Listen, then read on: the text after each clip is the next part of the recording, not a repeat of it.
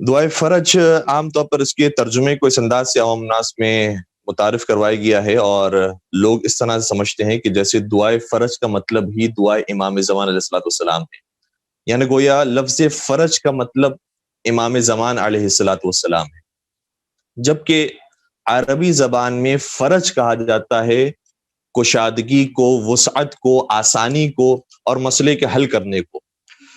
تو یہ دعا اس وقت امام زمانہ علیہ الصلوۃ والسلام نے سکھائی ہے کہ جب ایک شخص، ایک مومن بہت زیادہ سخت پریشانی میں مبتلا تھا، اور خود امام زمانہ علیہ الصلوۃ والسلام نے اس کی پریشانی کو حل کرنے کے لیے دعا اس سے تعلیم فرمائی۔ تو آسانی کے معنوں میں فرج کا لفظ ہے، اسی لیے جب ہم یہ کہتے ہیں کہ دعائے فرج امام زمانہ علیہ الصلوۃ والسلام، یعنی امام زمانہ علیہ الصلوۃ والسلام کی طرف سے آسانی ملنے کی دعا، کہ امام زمانہ علیہ الصلوۃ والسلام سے ہم نے نصرت کو طلب کیا ہے اور وہ ہمارے لیے آسانیاں پیدا فرمائیں گے۔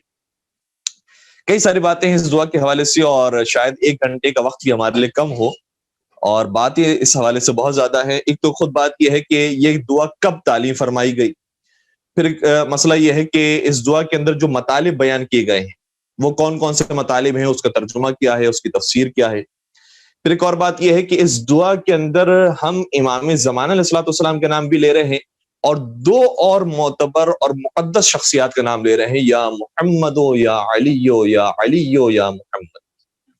کیوں ان بڑی ہستیوں کا نام اس طرح سے ہم لے رہے ہیں اور پکار رہے ہیں؟ تو بہت ساری اس کے اندر بحثیں ہیں کہ وسیلہ اختیار کرنا چاہیے پروردگار سے طلب کرنے کے لیے، خود پروردگار نے حکم دیا ہے کہ وسیلے کو اختیار کیا جائے، اور کن کن وسیلوں کو اختیار کرنا چاہیے۔ پھر ایک سوال برادران اہل سنت کی طرف سے بہت زیادہ پوچھا جاتا ہے کہ صحیح ہے وسیلہ اختیار کیا جا سکتا ہے، لیکن جب تک نبی اکرم صلی اللہ علیہ وآلہ وسلم حیات رکھتے تھے اس وقت تک صحابہ کرام نے وسیلہ اختیار کیا، لیکن جب انہوں نے پردہ فرما لیا تو پردہ فرمانے کے بعد اور ان کے انتقال کے بعد پھر اب وسیلہ اختیار کرنا جائز نہیں۔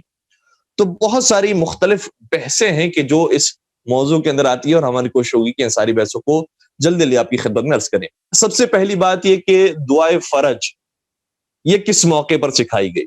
ایک بندہ مومن ظاہراً عراق کی جیل میں اسے بے جرم قیدی بنا لیا گیا، اور سامرہ کا شاید ظاہراً یہ واقعہ ہے کہ اس نے اس موقع پر اپنے زمانے کے وقت کے امام کو پکارا، اور یہ ایک اہم نقطہ ہے۔ نقطہ اس کے اندر اہم یہ ہے کہ انسان اپنی پریشانی کو واقعاً پریشانی سمجھے، اور اس کے بعد کہے کہ میرا اس پریشانی کو حل کرنے والا کوئی نہیں ہے سوائے میرے امام کے، تب امام زمانہ علیہ الصلوۃ والسلام کی طرف سے نصرت ملتی ہے۔ ورنہ کچھ لوگ ایسے ہیں، دیکھیں دو مسئلے ہیں، کچھ لوگ ایسے ہیں کہ جو پریشانیوں کے اندر ہیں لیکن انہیں پتہ ہی نہیں ہے کہ وہ مشکلات میں ہیں۔ مثال کے طور پر پاکستان کے معاشرے میں، ہندوستان کے معاشرے میں، اور کئی سارے دیگر ممالک کے اندر، حتیٰ یہاں پر یہ مجھے کہنے میں کوئی آر محسوس نہیں ہو رہی کہ جو ترقی یافتہ ممالک ہیں وہ خود بہت بڑی پریشانیوں میں، لیکن وہ محسوس ہی نہیں کر رہے کہ بڑی پریشانی۔ کیوں؟ کیونکہ ان کے پاس کھانا موجود ہے، لائٹ موجود ہے، پانی موجود ہے، گیس موجود ہے، بہترین نظام موجود ہے، قانون پر عمل کرنے والے لوگ موجود ہیں، پولیس موجود ہے، اور بظاہر بہت اچھی زندگی گزر رہی ہے۔ لیکن کیا زندگی اسی کھانے پینے کا نام ہے؟ اگر کھانے پینے کا نام ہے تو ہم سے زیادہ اچھی زندگی تو جانور میں، جنگل میں جانور گزار رہے ہیں، وہ بھی کھانا پینا کر رہے ہیں، ان کو بھی پروردگار نے گھاس پھوس اور درخت اور میوے سب کچھ دیے ہوئے ہیں، اور وہ بہترین زندگی گزار رہے ہیں، وہ بھی مشکلات میں نہیں ہے۔ تو کیا ہماری زندگی وہی حیوانی زندگی ہے، یا ہماری زندگی انسانی زندگی ہونی چاہیے؟ تو اگر انسانی زندگی ہونی چاہیے تو انسانی زندگی مطلب یہ ہے کہ ہم وہ کام کریں، کم از کم جو بے دین افراد بھی ہیں وہ کم از کم وہ کام کریں جو ان کی فطرت جو جس کی اجازت دے۔ اب فطرت کیا اس بات کی اجازت دیتی ہے کہ ہم جنس پرستی عام ہو جائے؟ کیا فطرت اس بات کی اجازت دیتی ہے کہ خواتین کو گھر سے باہر اور اس طرح سے کہ سر پہ چادر نہ ہو، اور پھر باہر کا ماحول اس سے زیادہ کھلا ہوا ماحول ہے، اس طرح سے جانے کی کیا اجازت دیتی ہے فطرت؟ کیا فطرت اس بات کی اجازت دیتی ہے کہ بچوں کو گھر سے باہر نکال دیا جائے، جب بچوں کو اس طرح سے آزاد چھوڑ دیا جائے کہ والدین کے اوپر کوئی سرپرستی نہ ہو، کوئی ان کو دیکھنے والا نہ ہو، اور پھر یہی بچے جب بڑے ہو جائیں تو والدین کو گھر سے نکال دیں؟ کیا فطرت اس بات کی اجازت دیتی ہے؟ ان چیزوں کی اجازت فطرت نہیں دیتی، لیکن مغرب کا قانون دیتا ہے۔ تو اس مغرب کے قانون کے اندر، یا حتی بعض مشرقی ممالک کے اندر بھی جو ہم رہ رہے ہیں، اگر ہم سمجھیں گے کہ मुश्किलात के अंदर हम हैं तो फिर हम मुश्किल कुशा को पुकार सकेंगे। वरना अगर हमें ये मुश्किलात ही नहीं लगेगी और हमें लगेगा कि भाई हमारी जिंदगी तो ठीक गुजर रही है, हम तो सुबह उठते हैं, खाना पीना करते हैं और ऑफिस जाते हैं और फिर वहां से वापस आते हैं, बच्चों के साथ होते हैं और कभी सैर तफरीह पर निकल जाते हैं, और यही हमारी जिंदगी, और इसी तरह एक दिन हमें मौत आ जाएगी, तो फिर हमने क्या काम किया है दुनिया में आने के बाद? तो पहली चीज ये है कि हम मुश्किल में अपने आप को समझें तो फिर मुश्किल कुशा को पुकारें। अच्छा, उस मरहले तक पहुंचना तो बहुत मुश्किल है कि इंसान इतनी बड़ी आलमी निगाह रखता हो कि क्या हो रहा है मेरे माशरे के अंदर और मेरा माशरा किस पस्ती की तरफ जा रहा है और मैं खुद और मेरा खानवादा किस पस्ती की तरफ जा रहा है, उस उतनी बड़ी निगाह रखना तो बहुत मुश्किल है। लेकिन हाँ, कभी कभार खुद हमारी जिंदगियों के अंदर भी मुश्किलात परवरदिगार पैदा करता है ताकि हम मुश्किल कुशा को पुकारें, परवरदिगार को पुकारें। और वो मुश्किलात क्या होती है? वो मुश्किलात इसी तरह की होती है कि कभी हमें बेजुर्म जेल में डाल दिया गया तो फिर मुश्किल होती है, फिर अल्लाह रसूल और इमाम याद आते हैं। कभी हमारे मुफलिसी की मुश्किलात हो जाती है, बेरोजगारी की मुश्किलात है, तो फिर अल्लाह रसूल याद आते हैं। कभी औलाद का मसला है, बे औलादी का मसला है, तो फिर परवरदिगार याद आता है। औलाद अगर है और औलाद की शादियां नहीं हो रही तो उनका मसला है, फिर परवरदिगार याद आता है। तो बहुत सारी मुश्किलात हमारी यही दुनियावी मुश्किलात होती हैं जिसको हम मुश्किलात वाकई समझते हैं तो फिर अल्लाह याद आ जाता है। तो अगर हम मुश्किल समझेंगे और फिर पुकारेंगे तो फिर असर होगा, वरना ये लखलक़े ज़बानी के साथ हम जो कहते रहते हैं और बहुत सारे जिक्र इलाही इस तरह से पढ़ते रहते हैं, बहरहाल उसका भी असर है। उससे तो बहुत बेहतर है कि जो शैतानी कलमात को अपनी जबान पर लेकर आता है, उससे तो बहुत लाख गुना बेहतर अफराद वो हैं कि जो जिक्र इलाही को कम से कम जबान पर जारी कर रहे हैं। लेकिन उससे ज्यादा बेहतर यह है कि हम सोच समझ के और अपनी मुश्किल को मुश्किल समझ के परवरदिगार को पुकारें कि परवरदिगार इस मुश्किल का कोई राय हल हमें बता दे, कोई हमें इमाम वक्त का ज़हूर दे दे, या कोई ऐसी हस्ती भेज दे कि जो इमाम की तरफ से ताइश शुदा हो और उसके कदम बोसी के लिए और उसके रास्ते पर चलने के लिए हम थोड़ी सी हिम्मत करें और उसके रास्ते पर चलने लगे। तो सबसे पहला मसला यह है कि हम मुश्किल को मुश्किल समझें, जैसे कि उस कैदी ने मुश्किल को मुश्किल एक समझा और कहा कि मेरे लिए कोई और राय हल नहीं सिवाय ये कि मैं अपने जमाने के इमाम को पुकारूं। इमाम वक्त को पुकारा और इमाम वक्त ने आकर उसे फिर दुआ तालीम। अब जब इमाम वक्त ने आकर दुआ तालीम फरमाई तो जो हम दुआ पढ़ रहे हैं वो इमाम ज़माना अलैहिस्सलाम के गोया जुमले हैं जो हम दोहरा रहे हैं और ये रिवायात के अंदर ये दुआ मौजूद है। पहले हम इस दुआ ही की तिलावत करते हैं और उसके थोड़े से तर्जुमे को देखते हैं और उसके बाद फिर दीगर जो इसके अंदर मफाहिम बयान हो रहे हैं उसकी तरफ हम आते हैं। हम बिस्मिल्लाह करते हैं, बिस्मिल्लाहिर्रहमानिर्रहीम। सबसे पहला कलमा जो इमाम वक्त ने तालीम फरमाया है, देखें वो कौन सा कलमा है? इलाही, ए मेरे अल्लाह। सबसे पहला शिकवा हमारा परवरदिगार से, परवरदिगारा ये जो हालात हो गए मेरे लिए, दुनियावी हालात हों तो दुनियावी हालात की शिकायत, मानवी हालात हैं, दीनी हालात हैं, उखरवी हालात की परेशानी है, तो वो उस अंदाज से इंसान पुकारे, इलाही, ए मेरे अल्लाह, अज़ुमल बला, बला बहुत बढ़ गई है, बहुत अजीम हो गई, वबरहल खफा, और जो मख्फी और पोशीदा बातें थी वो जाहिर हो गई। ये बड़े इसके अंदर मताले मौजूद हैं कि जो मख्फी बातें एक इंसान के गुनाह होते हैं वो अगर जाहिर हो गए हैं, परवरदिगारा मैं तुझसे पनाह चाहता हूं, मेरी आबरूमंदी और मेरी आबरू बचा ले, मेरी इज्जत बचा ले। और दूसरी मख्फी बातें ये होती हैं कि कभी कभार इंसान की जो दुनियावी स्टैंडर्ड्स होते हैं वो लोगों के सामने वाजे हो जाते हैं कि मैं जो व्हाइट कॉलर था, पता चला कि नहीं मेरी जिंदगी के अंदर कितने फख्र फाके चल रहे हैं और ये लोगों को पता चल गए हैं, लोगों ने मुझे नजरों से गिरा दिया, तो उसकी शिकायत हम परवरदिगार से कर रहे हैं। इलाही अज़मल बला वबरहल खफा, मख्फी बातें आश्कार हो गई, वनकशफल गता, और जो पर्दा था वो अब पारा पारा हो गया है, वनक़ता अर्रजा, और उम्मीद मुनक़ते हो गई है, दुनिया वालों से मैं ना उम्मीद हो गया। ये इंसान मुश्किल को मुश्किल समझने वाली बात कि मैं दुनिया वालों से ना उम्मीद हो गया हूं, मुझे अब कोई तवक्को नहीं लग रही कि कोई मेरी आकर मदद करेगा, सिर्फ परवरदिगार तू मेरी मदद कर सकता है ऐसे रास्ते। वनक़ता अर्रजा वज़ाक़तिल अर्ज़ु वमुनिअतिस समा, जमीन भी तंग हो गई है, मैं कहीं जा भी नहीं सकता, बस इसी जगह पर फंस गया हूं, मैं कहीं नहीं जा सकता। ये बिल्कुल ऐसे ही कि जो कभी कभार जिन्होंने बाय रोड सफर किया है ज़ियारत पर और जो पाकिस्तान से आमतौर पर ताल्लुक रखने वाले अफराद हैं कि बॉर्डर बंद हो चुकी है, ना हम पीछे अपने शहर जा सकते हैं ना आगे ज़ियारत पर जा सकते हैं, हमें यहीं पर खड़े रहना। اور اگر ایک دن کی بات ہو تو انسان برداشت کر لیتا ہے، 2 دن کی بات ہو تو برداشت کر لیتا ہے. اگر کہا جائے کہ نہیں یہ بارڈر بند ہی ہو گئی ہے، اب آپ کو واپس ہی چلے جانا ہے، یا آپ کے پاسپورٹ میں کوئی مسئلہ ہے، آپ کے ویزا میں کوئی مسئلہ ہے، اب آدمی کیا کرے؟ پوری تیاری کر کے آیا ہوا ہے، آگے جا نہیں سکتا، واپس لوٹ نہیں سکتا، کیا کرے؟ وہ مسائل جو ہم تھوڑا سا اس وقت محسوس کرتے ہیں، عام اگر زندگی کے اندر آ جائیں اور کہیں کہ ہاں واقعا میں نے تو بہت کوشش کی ہے دین کی تبلیغ کرنے کی، لیکن پروردگار وہ ہدف حاصل نہیں ہو پا رہا. وَضَاقَتِ الْأَرْضُ، زمین میرے لیے تنگ ہو گئی ہے. وَمُنِعَتِ السَّمَاءُ، آسمان نے بھی لینے سے انکار کر دیا، آسمان نے بھی منع کر دیا. وَأَنْتَ الْمُسْتَعَانُ وَإِلَيْكَ الْمُشْتَكَى، لیکن تو ہے کہ جو مدد کرنے والا ہے. جو ہم کہتے ہیں، کیا کہتے ہیں؟ ہر نماز میں کہتے ہیں، اور ہر روز کہتے ہیں، اور روزانہ 10 مرتبہ کم از کم یہ کہتے ہیں، اور ضروری ہے ہمارے لیے کہنا. کیا کہتے ہیں؟ ایاک نعبد و ایاک نستعین، اے خدا میں صرف اور صرف تیری عبادت کرتا ہوں، اور صرف تجھ سے مدد چاہتا ہوں، تجھ سے استعانت چاہتا ہوں. وہی استعانت کا لفظ دعائے فرج کے اندر آیا ہے. دیکھیں دعا قرآن سے کتنی قریب ہے، اور اس دعا سے پتہ چلتا ہے کہ اہل بیت اور قرآن کتنے ساتھ ساتھ ہیں، ان میں کوئی جدائی نہیں ہے.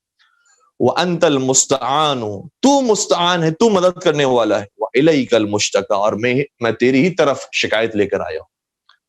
وَعَلَيْكَ الْمُعَوَّلُ فِي الشِّدَّةِ وَالرَّخَاءِ، یہ امام زمانہ بیان فرما رہے ہیں، اس طرح سے دعا مانگو، پروردگارہ تجھی پر بھروسہ ہے، فی الشدۃ والرخاء، چاہے بظاہر آسانیاں آ جائیں اس وقت بھی تجھی پر بھروسہ ہے، اور چاہے مشکلات ہوں اس وقت بھی تجھ پر بھروسہ ہے. یہاں پر بھی یہ پیغام موجود ہے. بسا اوقات ہم جب مشکلات آتی ہے تو اس وقت آتے ہیں علماء کی طرف، مولانا صاحب کوئی دعا بتا دیجئے. جب مشکلات میں گھر گئے تو اس وقت آئے عارف کے پاس، فلاں کے پاس، عامل کے پاس، کہ کوئی مشکل کا حل بتا دیجئے. مشکل کا حل اگر وہ واقعی سچا عالم دین ہوگا، سچا عابد اور زاہد انسان ہوگا، تو وہی کہے گا پروردگار سے یہ دعا مانگو. عام طور پر دعا پروردگار کی بتائے گا، یا قرآن کی کوئی آیت بتائیں گے، یا کوئی معصومین کی تعلیم کردہ دعا بتائیں گے، یا ویسے کوئی دعا اپنی طرف سے بتائیں گے کہ آپ یہ دعا پڑھیں، پروردگار سے مانگیں، پروردگار آپ کی مشکلات حل کرے گا. لیکن معصومین علیہ السلام کی روایات کے اندر اس بات کو بیان کیا گیا ہے کہ مشکلات میں پروردگار اس وقت دعاؤں کو قبول کرتا ہے جب ہم نے آسانیوں میں بھی پروردگار کو یاد رکھا ہو. اگر ہم نے آسانیوں میں تو پروردگار کو بھلا دیا، صرف مشکلات میں یاد آتا ہے پروردگار، تو پھر پروردگار 2-3 وارننگز تو دے گا کہ اب مشکلات میں پتہ چل گیا کہ کون مددگار ہے تمہارا، اب یاد رکھنا مجھے. لیکن اس کے بعد انسان بھول گیا، پھر وارننگ آئے گی، پھر بھول گیا، پھر وارننگ آئے گی. 3-4 مرتبہ وارننگ آنے کے بعد پھر انسان کو کی فائل بند ہو جائے گی، کہ اس کا مطلب یہ ہے کہ یہ مجھے بھولنے والا ہے، یہ کبھی بھی آسانیوں میں یاد نہیں رکھتا، جب اس کے اوپر پریشانی آتی ہے تو پھر یاد آتا. ورنہ اسے معلوم نہیں کہ میں نے جو اس کو پورا وجود دیا ہے، اس کو جو زبان دی ہے، آنکھیں دی ہیں، کان دیے، سب میری دیے ہوئی چیزیں ہیں، لیکن جب اس میں کوئی بیماری آتی ہے، جب کوئی درد آتا ہے، تو پروردگار یاد آتا ہے. اس کا مطلب یہ ہوا کہ صرف یہ مشکلات میں میرے لیے مجھے یاد کرنے والا ہے، آسانی میں یاد کرنے والا نہیں. تو یہاں امام زمان صلی اللہ علیہ وسلم نے سکھایا کہ یہ کہو وَعَلَيْكَ الْمُعَوَّلُ فِي الشِّدَّةِ وَالرَّخَاءِ، پروردگارہ تجھ ہی پر بھروسہ ہے، شدت میں بھی، مشکلات میں بھی، والرخاء، اور آسانیوں میں بھی. اللہم صلی علی محمد وآل محمد. اور اگر آپ بھی صلوات پڑھتے تھے کوئی عرض نہیں ہے، اللہم صلی علی محمد وآل محمد عجل فرج. یہاں پر پہنچنے کے بعد ہماری دعا کا ایک حصہ مکمل ہو جاتا ہے. دعا کے تقریباً 4 حصے ہیں. یہ پہلا حصہ یہاں سے شروع ہوتا ہے، اور یہاں جا کر یہ حصہ مکمل ہو جاتا ہے. اس حصے میں ہم نے پروردگار کو پکارا ہے، مسلسل پروردگار کو پکارا ہے. امام زمان صلی اللہ علیہ وسلم نے سکھایا ہے کہ اس طرح سے اپنی دعا کا آغاز کیا جائے. سب سے پہلے پروردگار سے مشکلات کو بیان کریں اور بتائیں کہ پروردگار تو ہی میری مشکل کشائی کرنے والا ہے. یہاں سے اس کے بعد جو دوسرا حصہ شروع ہو رہا ہے، اس میں محمد و آل محمد علیہ السلام کے واسطے کی بات کی جا رہی، اور یہ دوسرا حصہ یہاں تک بطور خاص جاری رہتا ہے، جس کے ہم ترجمے کو دوبارہ سے دیکھتے ہیں. اللہم صلی علی محمد و آل محمد، محمد و آل محمد پر پروردگار تو درود نازل فرما. یہ بھی ایک بڑی خوبصورت بات ہے کہ ہم رحمتوں کی دعا کس کے لیے کر رہے ہیں؟ پروردگار تو مجھ پر رحمتیں نازل نہیں کر، تو محمد و آل محمد پر رحمتیں نازل کر، کیونکہ یہ ہستیاں وہ ہیں کہ اگر تو نے ان پر رحمتیں نازل کی تو یہ ہم تک ہی رحمتوں کو پہنچائیں گے. یہ تیری رحمتوں کو ہم تک پہنچانے کا ذریعہ بنتے، تو تو ان کے اوپر درود و سلام نازل فرما۔ اور دعائے فرج کے اندر بھی یہ بات ہے، بعض علماء نے اس کا اس طرح سے بھی ترجمہ کیا ہے، فرج کا مطلب جس طرح سے ہم نے عرض کیا کہ اس کا مطلب ہے کہ پروردگار میں تجھ سے آسانیاں چاہتا ہوں امام زمان صلی اللہ علیہ وسلم کے صدقے میں۔ لیکن ایک اور ترجمہ اس دعا کا بھی ہے، دعائے فرج امام زمانہ علیہ السلام، اس کا مطلب یہ ہے کہ امام زمانہ کی آسانی کے لیے دعا۔ ہم دعا کر رہے ہیں کہ پروردگارہ امام زمانہ صلی اللہ علیہ وسلم کو آسانی عطا فرما، کیوں؟ ان کو آسانی ملے گی تو خود بخود ہمیں آسانی ملے گی۔ جس طرح سے ایک اور ہماری دعا مشہور ہے، ہمارے یہاں پڑھی جاتی ہے، دعائے سلامتی امام زمانہ علیہ السلام۔ اس کا کیا مطلب ہے؟ امام زمانہ علیہ السلام کی صحت و سلامتی کے لیے ہم دعا کر رہے ہیں۔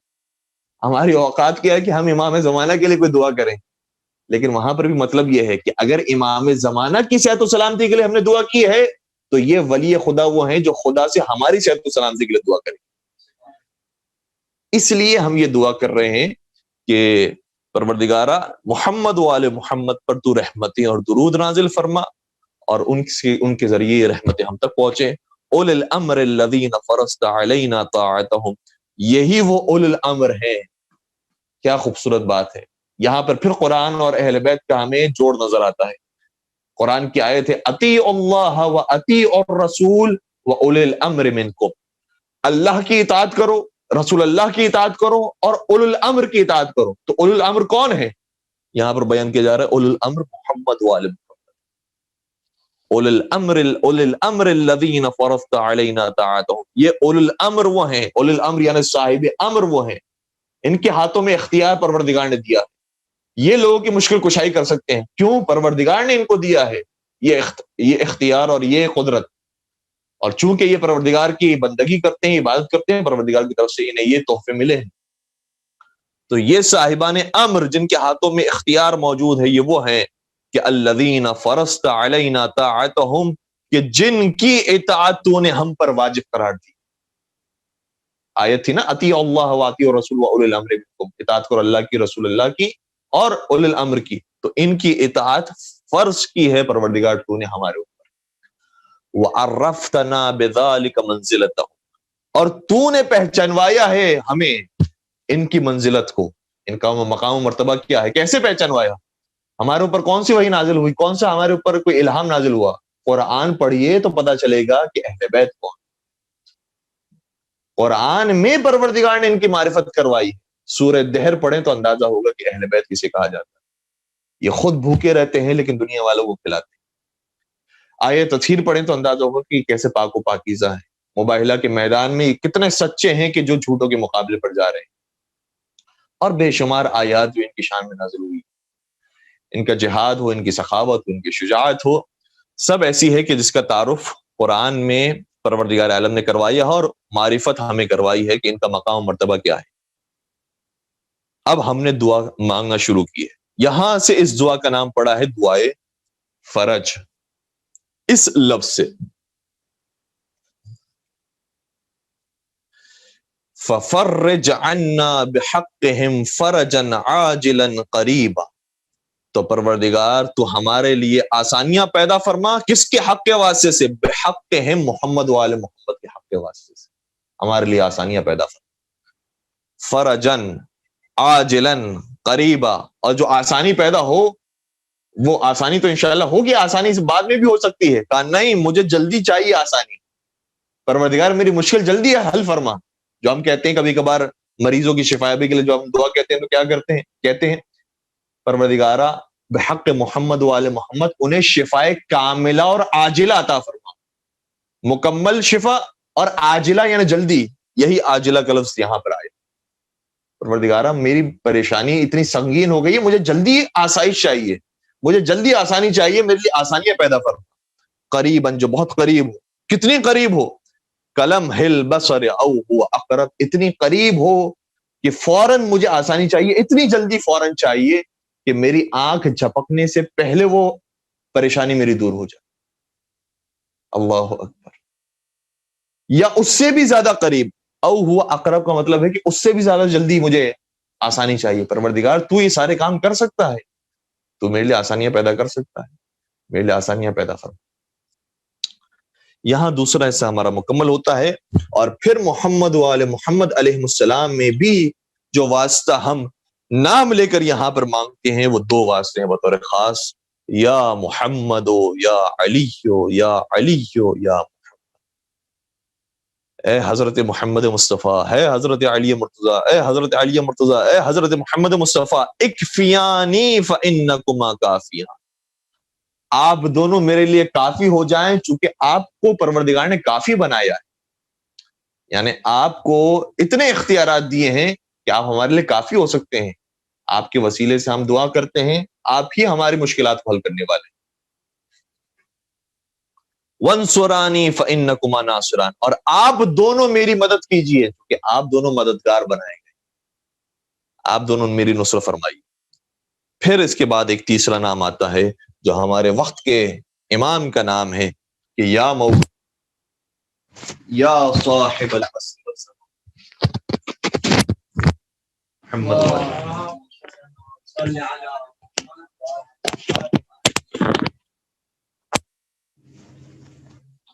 ایک اور درود پڑھ دیجیے گا، محمد بہت شکریہ۔ یہاں اب جا کر ایک تیسرا نام آتا ہے جو ہمارے وقت کے امام کا نام ہے، یا مولانا یا صاحب الزمان الغاث الغاث الغاث، میری فریاد رسی کیجیے، میری فریاد رسی کیجیے، میری فریاد رسی کیجیے، ادرکنی ادرکنی ادرکنی، مجھ تک پہنچیے، مجھ تک پہنچیے، مجھ تک پہنچیے، میری پریشانی کو دور کیجیے۔ اسا اسا اسا، ابھی ابھی ابھی، العجل العجل العجل، جلدی جلدی جلدی، یہ وہی لفظ ہے العجل جو یہاں پر عاجلہ ہے، جلدی۔ یا ارحم الراحمین بحق محمد و آل طاہرین، اے سب سے زیادہ رحم کرنے والوں میں سب سے رحم کرنے والے، بحق محمد و آل محمد، ہماری اس پریشانی کو دور فرما۔ پریشانیوں کی دوری کے لیے ایک بلند ترین صلوات پڑھ دیجیے، محمد و آل محمد، بسم اللہ علیہ محمد و آل۔ تو اس دعا کے اندر بہت سے پیغامات ہیں، چندے کی طرف اشارہ کرنے کی کوشش کی، اور ایک اور اہم نقطہ ہے وسیلے کے حوالے سے، کہ وسیلہ یہاں پر اختیار کرنے کا حکم دیا گیا ہے، اور ہماری اکثر دعاؤں کے اندر محمد و آل محمد کا وسیلہ اختیار کرتے ہیں۔ بسا اوقات ہمارے جو برادران ہیں وہ یہ سوال کرتے ہیں، البتہ ان کے اندر بھی دو طرح کے گروہ موجود ہیں، بعض یہ کہتے ہیں کہ وسیلہ اختیار کرنا جائز ہے اور وسیلہ اختیار کرتے ہیں، بعض کہتے ہیں کہ نہیں، وسیلہ اختیار کرنا جائز تو ہے لیکن جب تک حیات رسول ہے اس وقت تک جائز ہے، اور بعض کہتے ہیں کہ نہیں، وسیلہ اختیار کرنا جائز ہی نہیں ہے، صرف پروردگار کو پکارنا جائز ہے۔ اور اسی وجہ سے ہمارے ہاں یہ جھگڑا بھی ہے کہ یا علی مدد کہنا جائز ہے یا جائز نہیں ہے، یا صرف یا اللہ مدد ہونا چاہیے۔ تو ساری باتیں وہ ہیں کہ جو پروردگار عالم نے قرآن کریم میں حل فرما دی ہے اور اس کے جوابات دے دی۔ سب سے پہلی بات یہ ہے کہ وہ لوگ جو کہتے ہیں کہ بالکل بھی کوئی وسیلہ نہیں ہو سکتا، صرف پروردگار کو پکارنا چاہیے، وہ کہتے ہیں کہ اس کی دلیل کیا ہے؟ سورہ الحمد کی آیت ہے، ایاک نعبد و ایاک نستعین، ہم صرف تیری عبادت کرتے ہیں اور صرف تجھ سے مدد چاہتے ہیں، یہ آیت آ گئی۔ لیکن قرآن صرف سورہ الحمد کا نام تو نہیں، سورہ الحمد کے علاوہ بھی قرآن موجود ہے، آیات موجود ہیں، ان آیات کو ہمیں دیکھنا چاہیے، کیا ان آیات کے اندر بھی یہی بات بیان ہو رہی ہے یا ہمیں ایک اور مرحلے آگے لے جایا جا رہا ہے؟ تو پھر ہم قرآن کریم کی آیات کو دیکھتے ہیں تو متعدد آیات مختلف مقامات پر ملتی ہیں، جس سے پتہ چلتا ہے کہ پیغمبروں کا وسیلہ اختیار کیا گیا، صرف ابھی نبی اکرم کی بات نہیں ہو رہی، پیغمبروں کا وسیلہ اختیار کیا گیا۔ جیسے برادران یوسف علیہ السلام نے اپنے بابا کا وسیلہ اختیار کیا، حضرت یعقوب علیہ السلام کا، اور اس کا ذکر قرآن کریم میں آیا ہے، اور اس شان کے ساتھ آیا ہے کہ ان بچوں نے اپنے باپ کو اس طرح سے وسیلہ بنایا، کہا کہ یا ابانا، اے ہمارے بابا جان، استغفر لنا ذنوبنا، ہمارے لیے ہمارے گناہوں کی معافی پروردگار سے مانگ لیجیے۔ تو ان کو بھی یہی کہنا چاہیے تھا کہ اے بچوں، تمہاری تو ذمہ داری بنتی ہے کہ تم ڈائریکٹ خدا کو پکارو، یہ نبی خدا درمیان میں کیوں آ گئے؟ تو وہ بھی ہمیں جواب دیں گے، ہمیں معلوم ہے کہ یہ مقرب پروردگار، یہ پروردگار کی مقرب ہستیاں ہیں، ان کے وسیلے سے مانگا جائے تو پروردگار کو زیادہ پسند آتا ہے، اس لیے ہم نے ان کا وسیلہ اختیار کیا۔ یا ابانا، اے ہمارے بابا جان، استغفر لنا، ہمارے لیے استغفار کر دیجیے۔ خود استغفار نہیں کر رہے، کہا کہ آپ استغفار کر دیجیے، کیونکہ آپ کا مقام بلند ہے خدا کے نزدیک، آپ کی سفارش اگر ہوگی تو پروردگار قبول فرمائے۔ اچھا، جب سفارش کی بات آتی ہے تو بعض لوگ یہ کہتے ہیں کہ وہ خدا جو ہماری شعرت سے زیادہ قریب ہے اس کو سفارش کی کیا ضرورت ہے؟ وہ خدا جو ہمارے حالات کو جانتا ہے، سمیع و بصیر ہے، اس کو کسی سفارش کی کیا ضرورت ہے؟ بھائی سفارش کی ضرورت تو وہ اس کو ہوتی ہے کہ جو پہچانتا نہیں ہے ہمیں سامنے والا، تو ہم لے کر آتے کوئی ریفرنس لے کر آئے، کوئی سفارش لے کر آئے۔ یہاں تو پروردگار کے پاس پوری قدرت بھی ہے، پورا علم بھی ہے، سماعت اور بصارت سب کچھ ہے، وہ سارے ہمارے حالات سے واقف ہے، وہ کہہ رہا ہے کہ میں تمہاری شعرت سے زیادہ قریب ہوں، مجھے پکار، پھر ہم کیوں کسی اور کو پکاریں؟ تو بات یہ ہے کہ منطقی اعتبار سے دیکھا جائے تو کچھ چیزیں منطقی اعتبار سے صحیح ہوتی ہیں، لیکن ہماری منطق یہ کہتی ہے کہ پروردگار ایک ہے، پروردگار وجود رکھتا ہے۔ یہاں تک اگر ہماری منطق کہہ رہی ہے تو اس کے بعد جتنی باتیں ہیں ہمیں وہ پروردگار کی ماننی۔ اگر پروردگار یہ کہتا قرآن میں کہ بغیر وسیلے کے میرے پاس آنا، ہم کہتے ٹھیک ہے، آمنا وسلمنا، ہم بغیر وسیلے کے آئیں گے، ہماری کوئی اوقات نہیں ہے، ہم تو ذلیل و خوار انسان ہیں، ہماری کوئی حیثیت نہیں ہے کہ ہم پروردگار کے سامنے کوئی زبان درازی کریں، نعوذ باللہ۔ لیکن خود قرآن میں پروردگار نے کہا ہے کہ وسیلہ اختیار کرو، وسیلہ تلاش کرو، وسیلے کے ساتھ میرے پاس سامنے آؤ۔ تو جب خدا حکم دے رہا ہے تو ہم کیا خدا سے بڑے ہیں جو خدا کے حکم کی نافرمانی کریں؟ اور قرآن کی آیت ہے یا ایھا الذین آمنوا اتقوا اللہ وابتغوا الیہ الوسیلہ، اے صاحبان ایمان اللہ کا تقوی اختیار کرو اور اس تک پہنچنے کے لیے وسیلہ تلاش کرو۔ یہ آیت میں نے تو شامل نہیں کی ہے قرآن میں، یہ تو پروردگار نے آیت نازل کی ہے نبی اکرم کے توسط سے۔ تو قرآن کی آیت ہے، اللہ کا کلام ہے، یا ایھا الذین آمنوا اتقوا اللہ وابتغوا الیہ الوسیلہ۔ اس ٹکڑے کا میں لفظی ترجمہ آپ کی خدمت پیش کر رہا ہوں، اور آپ میرا ترجمہ قبول نہ کیجئے، آپ کسی بھی مترجم کا ترجمہ اٹھا لیجئے اور دیکھ لیجئے کہ انہوں نے کیا ترجمہ کیا ہے۔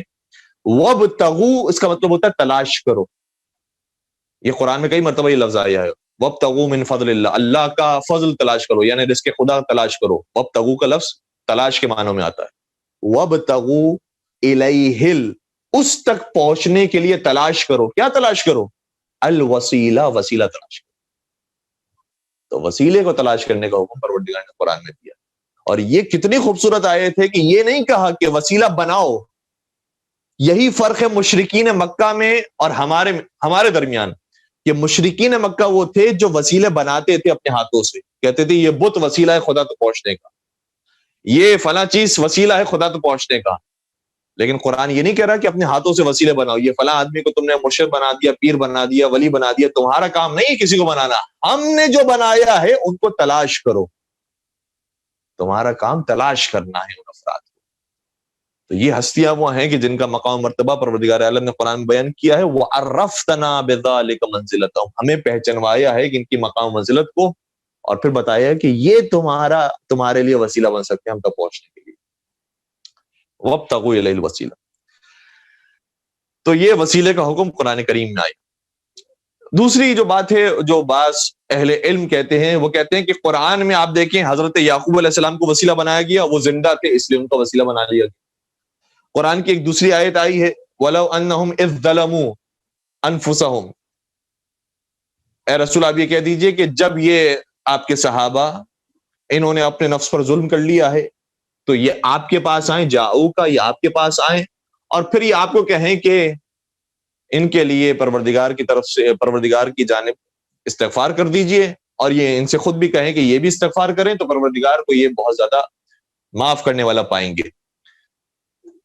تو یہ آیت بھی جب نازل ہوئی ہے تو زمانے رسول کے اندر نازل ہوئی ہے، حیات رسول کے اندر نازل ہوئی ہے، اس لیے وہ بعض اہل علم افراد یہ کہتے ہیں کہ جب تک نبی زندہ تھے اس وقت تک تو ان کا وسیلہ ٹھیک تھا، جب تک حضرت یعقوب علیہ السلام زندہ تھے اس وقت تک ان کا وسیلہ ٹھیک تھا، لیکن جب وہ اس دنیا سے چلے گئے تو وسیلہ بھی ختم ہو گیا۔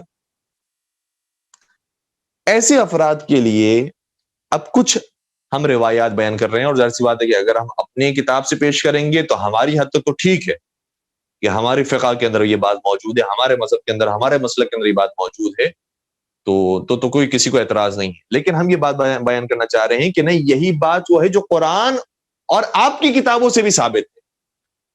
قرآن میں بھی جب یہ آیت نازل ہوئی ہے کہ یا ایھا الذین آمنوا اتقوا اللہ وابتغوا الیہ الوسیلہ، تو یہاں پر یہ نہیں کہا کہ جو وسیلہ تم تلاش کرو گے اس کی ایکسپائری ڈیٹ بھی چیک کر لینا، یہ تو نہیں کہا، نعوذ باللہ۔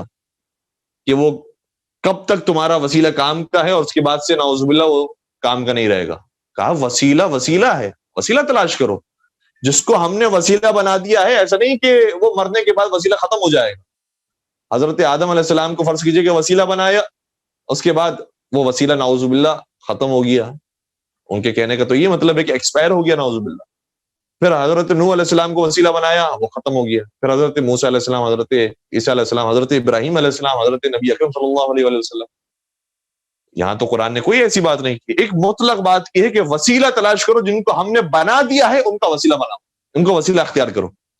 تو ہمیں اختیار حاصل ہے کہ ہم نبی اکرم کا آج بھی وسیلہ اختیار کر سکتے ہیں، ان کو ابھی بھی پکار سکتے ہیں. اور یہ کام کیا ہے صحابہ کرام نے، جو آپ بزرگان کی کتابوں کے اندر بھی موجود ہے، اور انشاءاللہ اگر ان کا مطالعہ کریں گے تو کوئی ایسے بحث والی بات نہیں ہے. یہ موضوعات وہ ہیں کہ جو صبر و تحمل سے ہر انسان کو سننے چاہیے، اور اگر اس کے اوپر کوئی سوال ہو تو سوال کرنا چاہیے، اس کے اوپر ڈیبیٹ ہونی چاہیے. اب ہم ایک روایت جو پیش کر رہے ہیں وہ صحیح بخاری کی ایک بہترین شرح لکھی ہے فتح الباری کے نام سے. اس کتاب کے اندر بھی روایت موجود ہے، اور روایت کا خلاصہ یہ ہے کہ ایک طویل روایت ہے. روایت کا خلاصہ یہ ہے کہ خلیفہ ثانی کے زمانے میں قحط سالی آئی. خلیفہ ثانی کے زمانے میں قحط سالی آئی، یعنی نبی اکرم اس دنیا سے جا چکے، اور اس قحط سالی کو دور کرنے کے لیے خلیفہ ثانی نے خود پیغمبر کے چچا کا واسطہ اختیار کیا. کیوں اختیار کیا؟ کیونکہ آپ چچا ہوتے ہیں پیغمبر کے، تو آپ کے واسطے سے اگر ہم دعا کریں گے تو یہ دعا قبول ہو جائے گی. تو انہوں نے کس رشتے کو اختیار کیا؟ وہ رشتہ کہ جو ایکسپائر ہو چکا ہے ان کے بقول، اور ختم ہو چکی ہے اس کی حیثیت، لیکن پیغمبر کے واسطے سے انہوں نے دعا کی تو وہ دعا قبول ہوئی، اور پھر قحط سالی دور ہو گئی اور مدینہ کے اندر بارش ہوئی. اسی طرح سے ایک اور بھی روایت کا جملہ یہ ہے، بلکہ ایک اور بڑی خوبصورت اور معتبر روایت تاریخ طبری کے اندر موجود. اگر آپ تھوڑا سا اس میں انتظار کریں تو ہم آپ کو اس کا ریفرنس بھی پیش کرتے ہیں. ایک درود پڑھ دیجیے گا، محمد وعلی اللہم صلی علی محمد وعلی محمد عجل فرجہ. ایک اور مل کر درود پڑھ دیجیے گا، محمد صلی علی محمد وعلی محمد. تاریخ طبری جلد نمبر 2 صفحہ نمبر 281، اس پر یہ روایت موجود ہے کہ جب خلیفہ اول کے زمانے میں مسیلمہ کذاب کے لشکر کے مقابلے میں جنگ ہو رہی تھی، تو مسلمانوں نے جو نعرہ بلند کیا وہ یا اللہ کا نعرہ نہیں تھا. اب دیکھیے گا نعرہ کیا ہے. تاریخ طبری بہت قدیمی کتاب برادران اہل سنت کی، میں نے حوالہ آپ کی خدمت پیش کر دیا. روایت کا جملہ یہ ہے کہ ان صحابہ کرام کا نعرہ یہ تھا، کان شعارہم یومئذ یا محمد. اس دن ان کا نعرہ تھا یا محمد یا محمد یا محمد، یا محمد یا محمد کہہ کر انہوں نے جنگ کی. تو یہ تو سارے موحد ہیں، توحید پرست ہیں، یہ کیوں یا محمد کہہ رہے ہیں؟ کیونکہ معلوم ہے کہ یا محمد کہنا کوئی شرک نہیں ہے، یا محمد کہنا عین عبادت ہے. پروردگار نے حکم دیا ہے کہ نبی اکرم کو یاد رکھا جائے، اور ان کے گھرانے کو یاد رکھا جائے، تو یا محمد کہنے میں کوئی خبات نہیں ہے. ہاں اگر بتوں کو پکارا جائے گا کہ جو پروردگار کی طرف سے بنائے ہوئے نہیں ہیں وسیلے، تو ظاہر سی بات ہے کہ پھر وہ شرک کہلائے گا، پھر وہ حرام کہلائے گا، بدعت کہلائے گا. لیکن خدا کے بنائے ہوئے وسیلوں کو اگر پکارا جائے تو صحابہ کرام نے یہ کام کیا ہے، اس کے اندر کوئی مذائقہ نہیں ہے، اور نبی اکرم کی وفات کے بعد کیا ہے، کوئی حرج نہیں ہے اس کے اندر. اور بھی کئی ساری روایات موجود ہیں. ایک اور روایت کا جملہ یہ ہے کہ خود عبداللہ بن عمر، یعنی خلیفہ ثانی کے جو بیٹے ہیں عبداللہ بن عمر، وہ فلج کی بیماری میں یا کسی سخت بیماری میں مبتلا ہوئے، اور ان سے کسی نے آ کر کہا کہ تم اس کو پکارو کہ جو تمہارے نزدیک سب سے زیادہ معتبر اور مقدس انسان ہے. تو انہوں نے کہا کہ یا محمد یا محمد، اور ان کی پریشانی دور. تو صحابہ کرام نے پکارا ہے نبی اکرم صلی اللہ علیہ وسلم کو اور اہل بیت کرام علیہ السلام کو. اور پھر ایک اور روایت جو ہمارے یہاں پر مشہور ہے، لیکن بعض افراد یہ کہتے ہیں کہ نہیں، یہ صرف شیعوں کی کتابوں کے اندر موجود ہیں، یا شیعوں نے نعوذ باللہ گھڑی ہوئی روایتیں ہیں، تو میں آپ کی خدمت میں دوبارہ سے حوالہ پیش کر رہا ہوں۔ در المنصور کے اندر یہ روایت پائی جاتی ہے علامہ سیوطی نے، اور علامہ سیوطی کا تعلق بھی ہمارے مسلک سے نہیں ہے، لیکن اس کے باوجود انہوں نے اس روایت کو بھی لکھا ہے اپنی کتاب میں۔ در المنصور میں وہ کہتے ہیں کہ حضرت آدم علیہ السلام کی جو دعا قبول ہوئی، تو اس وقت بھی نبی اکرم کا بظاہر کوئی وجود نہیں آیا ہے زمین پر، حضرت آدم علیہ السلام تشریف لائیں، لیکن حضرت آدم علیہ السلام نے بھی زمین پر آنے کے بعد انہی ہستیوں کو پکارا کہ جو خدا کے نزدیک سب سے زیادہ مقرب تھی، اور اس میں نبی اکرم کو پکارا، حضرت زہرا سلام اللہ علیہ کو پکارا، حضرت علی کو، حضرت امام حسن علیہ السلام کو، حضرت امام حسین علیہ السلام کو پکارا۔ اور یہ روایت ہماری کتاب میں صرف نہیں بلکہ برادران اہل سنت کی کتابوں کے اندر بھی موجود ہے، اور میں عربی آپ کی بیان کر رہا ہوں اور حوالہ بھی دے رہا ہوں۔ در المنصور جلد نمبر 1 صفحہ نمبر 60 پر یہ روایت ہے، کہتے ہیں کہ اس طرح سے پکارا کہ اللہم انی اسألک بحق محمد و آل محمد، پروردگارہ میں سوال کرتا ہوں تو اس سے محمد و آل محمد کے حق کے واسطے سے۔ اب جو روایت کا جملہ در المنصور میں وہ میں آپ کی خدمت بیان کر رہا ہوں، میں اپنی کتابوں سے کوئی روایت عرض نہیں کر رہا۔ سبحانک لا الہ الا انت عملت سوءا، پروردگار تو پاک و پاکیزہ، تیرے علاوہ کوئی خدا نہیں ہے، میں نے ایک برا کام کر لیا، وظلمت نفسی، اور میں نے اپنے نفس پر ظلم کیا، فاغفر لی، تو میری مغفرت فرما دے، انک انت الغفور الرحیم، تو بہت معاف کرنے والا اور رحم کرنے والا ہے۔ فہؤلاء الکلمۃ التی تلقى آدم، تو یہ وہ کلمات ہیں محمد و آل محمد کے، یہ وہ کلمات ہیں کہ جو حضرت آدم علیہ السلام کو سکھائے گئے، تو آدم علیہ السلام نے ان کلمات کے ذریعے دعا کی تو حضرت آدم علیہ السلام کی دعا قبول ہوئی۔ تو خلاصہ بحث یہ ہے کہ وسیلہ اختیار کرنے کا، چونکہ پروردگار نے ہمیں حکم کیا ہے اس لیے ہم وسیلہ اختیار کرتے ہیں، خدا نے اگر حکم نہیں دیا ہوتا اور منع کر دیا ہوتا تو ہم ویسے ہی عمل کر رہے ہوتے۔ اور پھر دیکھیے گا کہ ہمارے وقت کے امام کون ہیں، ہمارے صاحب الزمان کون ہیں، صاحب الامر کون ہیں، ان کو زیادہ سے زیادہ پکارا جائے، ان کو یاد رکھا جائے، کیونکہ روایات میں ملتا ہے کہ جو جس زمانے کا حجت خدا ہوتا ہے اس کو پکارنے کی ایک خاص تاکید ہے۔ البتہ کچھ وسیلے ایسے ہیں کہ جو ہر زمانے میں پکارے گئے ہیں، حضرت آدم علیہ السلام کے دور ہو یا خاتم علیہ السلام کے زمانہ ہو یا قیامت تک کا زمانہ ہو، وہ وسیلے ہر وقت پکارے جائیں گے۔ وہ کون سے وسیلے ہیں؟ وہ یہ 5 وسیلے ہیں، یا محمد ہو، یا علی ہو، یا فاطمہ، یا حسن، یا حسین۔ یہ وسیلے وہ ہیں کہ جو ہر زمانے پکارے گئے، ورنہ اس کے علاوہ یہ حکم دیا گیا ہے کہ حضرت اپنے زمانے کی حجت کو، حضرت حجت کو، اور جو زمانے کا امام ہو اس کو پکارا جائے، کیونکہ وہ اس زمانے کے اندر ہماری مشکل کشائی کر سکتے ہیں۔ اور یہ بھی علماء نے بیان فرمایا ہے کہ اگر کوئی یا علی مدد بھی کہتا ہے تو حقیقت میں مدد کرنے کے لیے علی نہیں آتے، علی کے حکم پر علی کا بیٹا صاحب الزمان مدد کرنے کے لیے آتا۔ آغا صاحب زمانی نام کے ایک شخص تھے، ایران میں قم کا یہ واقعہ ہے، اور کہتے ہیں کہ آیت اللہ عبد الکریم حائری سے پہلے وہ عام طور پر کچھ مصائب کے جملے پڑھا کرتے تھے، کبھی کبھی منقبت پڑھ لیا کرتے تھے، مرثیہ پڑھا کرتے، تو ان کا نام پڑ گیا تھا آغا صاحب زمانی۔ تو کسی نے ان سے سوال کیا اس محفل کے بعد کہ آپ کا نام ہے آغا صاحب زمانی، کیا آپ کی کبھی امام زمانہ سے ملاقات ہوئی ہے؟ تو وہ کونے پہ لے کر گئے اور کہا کہ ہاں ہوئی ہے میری ملاقات۔ کہا کیسے ہوئی؟ انہوں نے پورا واقعہ بیان کیا، کہا کہ میں تبلیغ کرتا ہوں، مختلف شہروں میں جاتا ہوں تبلیغ کرنے کے لیے، تو میں ایک گاؤں گیا ہوا تھا تبلیغ کرنے کے لیے، وہاں جب پہنچا تو کوئی انتظام ہی نہیں تھا، ایک گھر میں داخل ہوا کہ جس نے دعوت دی تھی، تو انہوں نے کہا کہ آپ یہاں پہ تشریف رکھیں، میں جب تک آپ کے انتظامات کر کے آتا ہوں۔ تو جب میں بیٹھا ہوا تھا تو اچانک دستک ہوئی اور دروازے سے جو شخص داخل ہوا وہ بڑا خوبصورت نورانی سید جوان تھا۔ میرے سامنے آ کر جب وہ بیٹھے تو انہوں نے سلام و کلام کے بعد یہ بات کی، کہا کہ تو اتنا امام زمانہ کو پکارتا کیوں ہے، تجھے کام کیا ہے؟ تو میں نے ان سے عرض کیا کہ جب وہ آئیں گے تو میں ان کو بیان کروں گا، میں ہر ایک کو نہیں بیان کر سکتا، جب وہ آئیں گے تو میں بیان کروں گا۔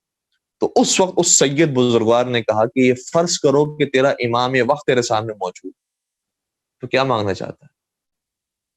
اس وقت میرے اوپر ایک کیفیت طاری ہوئی اور میں نے ان سے اپنی حاجت کو بیان کیا۔ تو اس کے بعد اس سید نے مجھے جواب دیا کہ اب یاد رکھ، اب اگر تجھے امام وقت کو پکارنا ہو، امام زمانہ کو پکارنا ہو تو یہ جملے کہنا، اور مجھے تعلیم فرمایا، کہا یہ کہنا یا محمد یا علی یا فاطمہ، یا صاحب الزمان اغثنی، اے محمد مصطفیٰ، اے علی مرتضیٰ، اے فاطمہ زہرا، اے صاحب الزمان، میری مدد کو آئی۔ میں نے جملے سنے اور چونکہ وہ عربی تھوڑی سی جانتے تھے تو انہوں نے کہا کہ کیا یہ نہیں ہونا چاہیے کہ یا محمد یا علی یا فاطمہ یا صاحب الزمان اغیثونی، کہ اے محمد مصطفیٰ، اے علی مرتضیٰ، اے فاطمہ زہرا، اے صاحب الزمان، آپ سب میری مدد کو آئیے۔ انہوں نے کہا کہ نہیں، اغیثونی نہیں، اغیثونی کا مطلب ہوتا ہے کہ سب مدد کو آئیے، بس یہ نہیں کہو اغیثنی، صرف آپ مدد کو آئیے۔ جو عربی جاننے والے افراد ہیں ان کو معلوم ہے کہ ایک واحد کا صیغہ، ایک جمع کا صیغہ ہے۔ جمع کا صیغہ کا مطلب یہ ہے کہ سبھی آپ مدد کو آئیے، واحد کے صیغہ کا مطلب یہ ہے کہ نہیں، صرف آپ مدد کو آئیے۔ کہ نہیں، تم اغیثونی نہ کہو، اغیثنی کہو، صرف آپ مدد کو آئیے۔ کہا کہ کیوں میں اغیثنی کہوں، یہ ساری ہستیوں کے میں نے نام لیے ہیں۔ تو اس وقت جو وجہ بیان کی اس سید نے، اور ظاہراً امام وقت ہوں گے، انہوں نے جو وجہ بیان کی وہ یہی تھی۔ کہا کہ تم کسی کو بھی پکارو، اگر تمہاری نصرت کرنے کے لیے کوئی آتا ہے تو وہ صرف تمہارے زمانے کے امام۔ یعنی جب ہم کہہ رہے ہوتے ہیں یا علی مدد، تو حقیقت میں مدد کرنے کے لیے امام وقت آتے ہیں، یا امام وقت کی طرف سے جو نمائندے ہیں وہ آتے ہیں مدد کرنے کے لیے۔ اس لیے امام وقت کو بطور خاص یاد رکھنا ہم سب کو، ہمارا سب کا فریضہ ہے، اور اگر ہم آسانیوں کے ایام میں یاد رکھیں گے تو خود بخود وہ پریشانیوں کے دنوں میں ہماری مدد کریں گے۔ ایک اور بڑے عالم دین ہے آغا جعفر مجتہدی، اور اتنے بڑے وہ عارف تھے کہ اس زمانے کے جو بڑے بڑے مراجعین اور مجتہدین تھے وہ بھی ان کا احترام کرتے تھے۔ اور ظاہراً آیت اللہ خامنئی نے بھی ان کے بارے میں کہا ہے کہ میں نے خود ایک کرامت ان کی اپنی آنکھوں سے دیکھی۔ یعنی کوئی اب یہ دو نمبری والی نعوذ باللہ کوئی بات ہی نہیں ہے، اتنے بڑے بڑے مراجعین اور علماء ان کے معتقد تھے۔ آغا جعفر مجتہدی کے بارے میں ایک صاحب نے بتایا کہ وہ ان کی کلاس فیلو تھے کسی زمانے کے، وہ پھر جرمنی چلے گئے پڑھنے کے لیے، اور آغا جعفر مجتہدی ایک عرصے تک ایران میں رہے، پھر اس کے بعد عراق گئے، پھر اس کے بعد پھر ایران لوٹے۔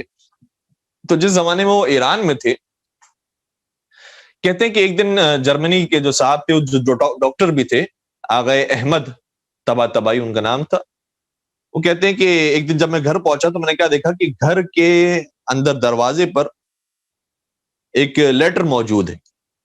میں لیٹر کھولا تو اس پر لکھا تھا کہ اے احمد، میں جرمنی میں آیا ہوا ہوں اور فلاں علاقے میں موجود ہوں، اگر ملاقات کرنا چاہتے ہو تو وہاں فلاں علاقے میں آ کے مجھ سے ملاقات کرو، اور نیچے لکھا تھا کہ جعفر مجتہدی، جو ان کے دوست تھے آغا جعفر مجتہدی۔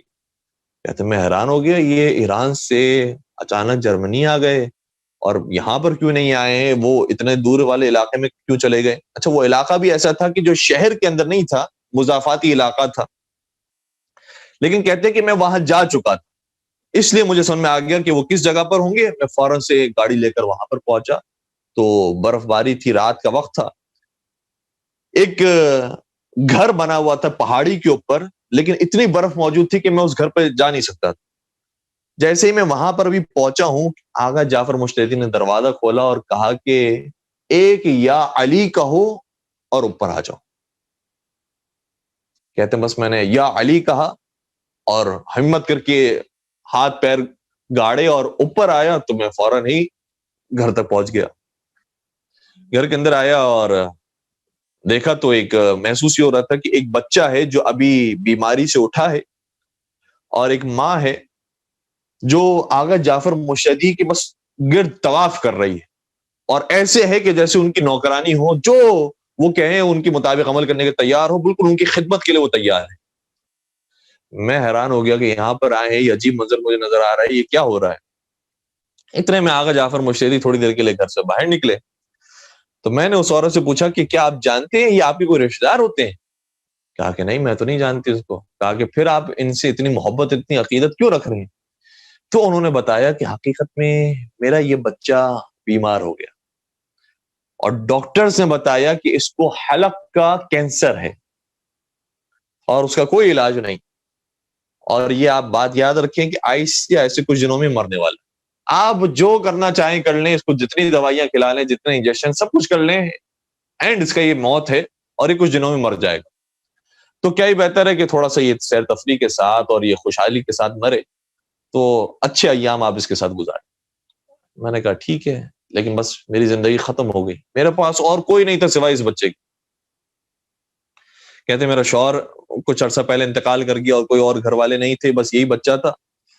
میں رونے لگی، اور چونکہ عیسائی تھی اس لیے انہوں نے کہا کہ اے عیسیٰ آپ میری مدد کو آئیں، آپ مردے زندہ کرتے ہیں، میرا بچہ ابھی مرا نہیں ہے، زندہ ہے، آپ میری مدد کو پہنچے۔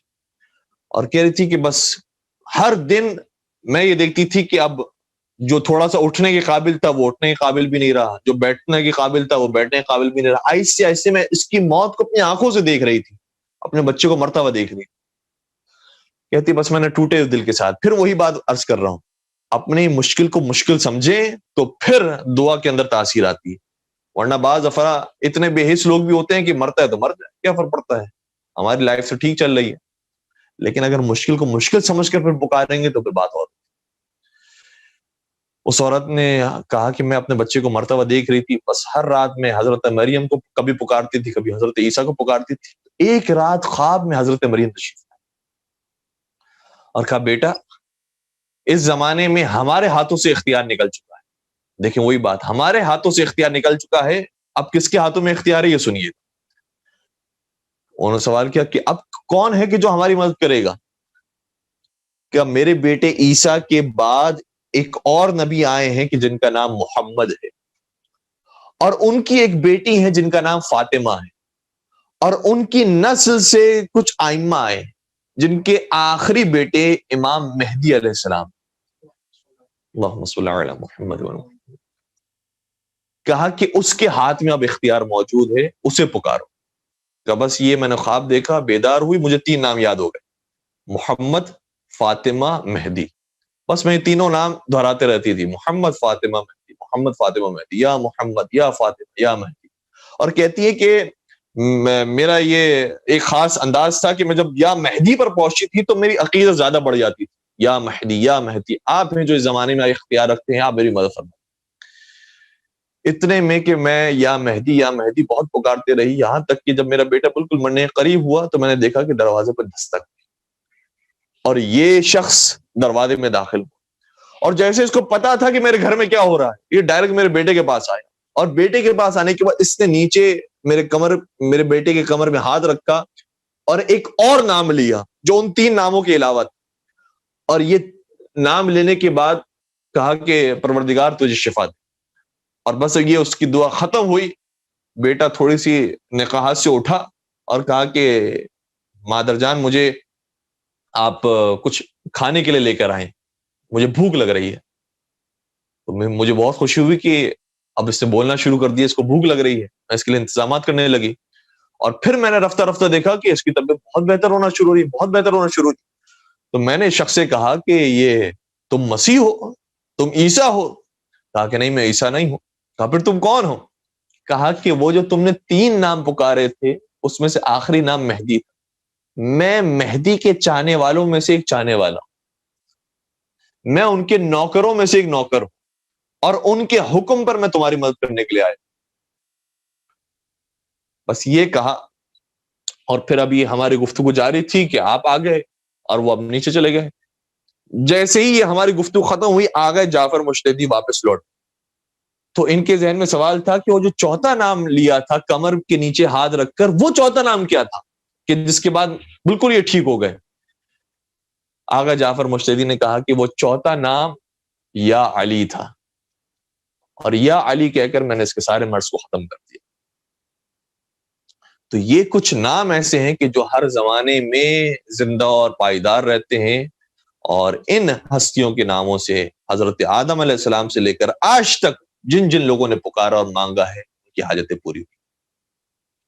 ہمارا وقت مکمل ہونے کے قریب ہے، لیکن باتیں بہت سی ہیں ائمہ علیہم السلام کے حوالے سے اور ان کے وسیلوں کے حوالے سے، کس طریقے سے معصومین علیہ السلام نے مدد فرمائی اور نصرت فرمائی۔ اور یہ آخری نقطہ بس میں بیان کروں گا جو جتنے ہمارے پاس 4 سے 5 منٹ موجود ہے، اور بات کو ختم کر دوں گا، کہ کبھی کبھار ہم جب امام زمان علیہ السلام کو پکارتے ہیں اور سامنے سے کوئی شخص آتا ہے، ہماری پریشانی حل ہو جاتی ہے، تو اس واقعے میں بھی اور بہت سارے دیگر واقعوں سے یہ پتہ چلتا ہے کہ ضروری نہیں ہے کہ امام زمانہ ہی آئے ہوں اور ان سے ہماری ملاقات ہوئی ہو اور انہوں نے ہماری ڈائریکٹ پریشانی کو حل کیا ہو۔ بلکہ امام زمانہ علیہ الصلوۃ والسلام کے بہت سے نوکر ہیں، بہت سے ان کے خاص الخاص خادمین ہیں، وہ آتے ہیں اور وہ لوگ کی نصرت کر کے جاتے ہیں.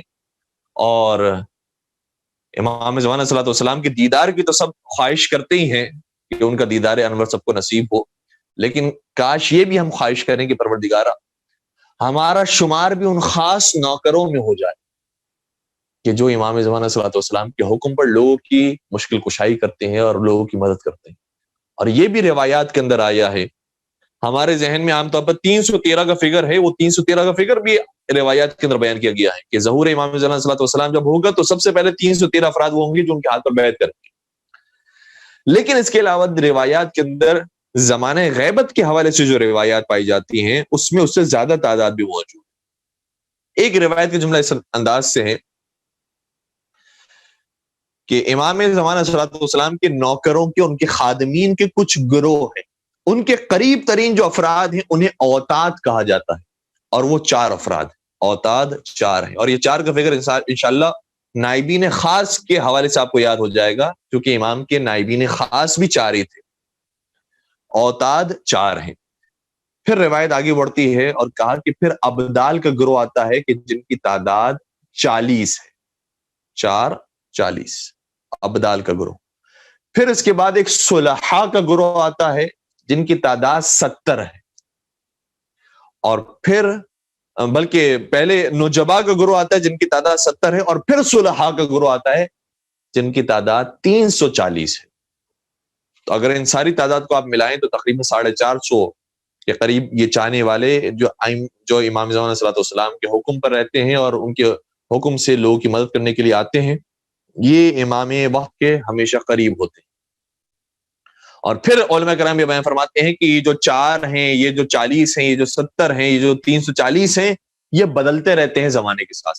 یعنی ان کی عمر اتنی زیادہ نہیں ہوتی جتنی امام وقت کی عمر مبارک ہے، بلکہ وہ تبدیل ہوتے رہتے ہیں. ایک کا انتقال ہوتا ہے تو دوسرا ان کی جگہ پر آتا ہے، پھر ایک کا انتقال ہوتا ہے تو دوسرا ان کی جگہ پر آتا ہے. اور اس حوالے سے بھی کئی سارے واقعات ہیں کہ کیسے ایک شخص جو ایک عام انسان تھا لیکن اس کی زندگی پاک و پاکیزہ تھی، امام زمانہ کی اس کے اوپر خاص نظر کرم آئی اور وہ ان گروہ کے اندر شامل ہو گئے. اس حوالے سے بھی بہت سے واقعات ہیں. انشاءاللہ پروردگار سے ہم دعا کرتے ہیں کہ پروردگار تمام مومنین کی پریشانیوں کو دور فرما، اور معصومین علیہ السلام کے واسطے سے بالخصوص حضرت محمد مصطفیٰ، حضرت علی مرتضیٰ، حضرت فاطمہ زہرا، حضرت امام حسن علیہ السلام، حضرت امام حسین صلی اللہ علیہ وسلم، اور بالخصوص حضرت امام زمانہ علیہ السلام کے صدقے سے تمام مریضوں کو شفا کاملہ عاجلہ عطا فرما، تمام بے روزگار مومنین کو رزق حلال عطا فرما. پروردگار تمام بے اولاد مومن کو اولاد صالحہ نرینہ نصیب فرما، صاحبان اولاد کو ان کی تربیت کرنے کی صحیح توفیق عطا فرما. پالنے والے اس مؤسسے کی، اس ادارے کی اور تمام ادارے کے جو اہل بیت اور قرآن کے مشن کو آگے بڑھا رہے تمام کی حفاظت فرما، ان کو دن دگنی رات چگنی ترقی عطا فرما. جو حاضرین ناظرین موجود ہیں تمام کی بھی جائز شرعی حاجات کو پورا فرما، اور حضرت حجت ابن الحسن کا ظہور نصیب فرما، اور ہمیں ان کے خاص الخاص اعوان و انصار میں شامل فرما. ربنا تقبل منا انك انت السميع العليم وتب علينا انك انت التواب الرحيم برحمتك يا ارحم الراحمين.